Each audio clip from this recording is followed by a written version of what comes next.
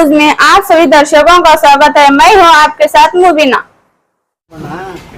ಒಂದು ಕಡೆ ಹೇಳ್ತೀವಿ ನಾವು ಅಹಿಂದ ನಾಯಕ ಅಂತ ಹೇಳ್ತೀವಿ, ಮತ್ತು ನಂಗೆ ದಲಿತ ಯಾಕೆ ನಿಂತ ಹೇಳ್ತಿರ್ಬೇಕು ಮನೆ ಚಿಕ್ಕ ಹೇಳ್ಕೊಂಡು ಏನು ಹರ್ಕತ್ತದ ಅವ್ರಿಗೆ?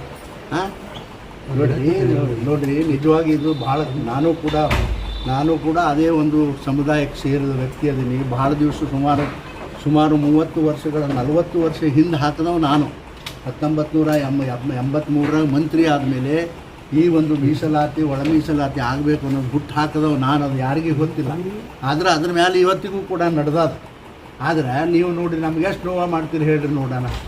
ಒಳ ಮೀಸಲಾತಿ ಆಗಲೇಬೇಕು, ಆಗಿಲ್ಲ ಅಂದರೆ ನಿಮ್ಮನ್ನು ಬಿಡೋದಿಲ್ಲ ಜನ.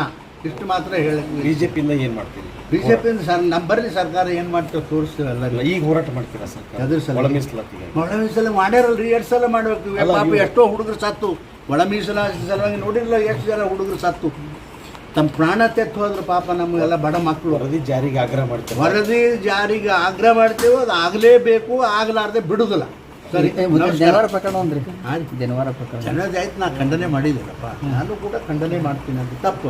ಅದು ಈಗ ಅಶೋಕ್ ಮನಗು ಏನು ಹೇಳ್ತಾರೆ, 1,20,000 ಕೋಟಿ ಬಿಡುಗಡೆ ತಂದಿನಿ ನಾನು ತಂದಿನಿ ಅಂತಾರೆ. ಸಿದ್ದಿಗೆ ಮತಕ್ಷೇತ್ರಕ್ಕೆ ಎಷ್ಟು ತಂದಾರ? ಏನು ತಂದಿಲ್ಲ, ಸುಮ್ಮನೆ ಹೇಳ್ಕೊತ ಹೊಂಟಾರ ಮುಟ್ಟ ಅಂತ ಅಶೋಕ್ ಮನಗು ಇದೆ. ಅಲ್ರಿ ಅಶೋಕ್ ಮುನ್ಗಳಿ ಅಪ್ಪನ. लेटेस्ट न्यूज अपडेट्स के लिए YouTube एक्सप्रेस को सब्सक्राइब कीजिए, साथ में बेल आइकॉन को भी क्लिक कीजिए। साथ ही साथ लाइक, शेयर और कमेंट करना ना भूलिए।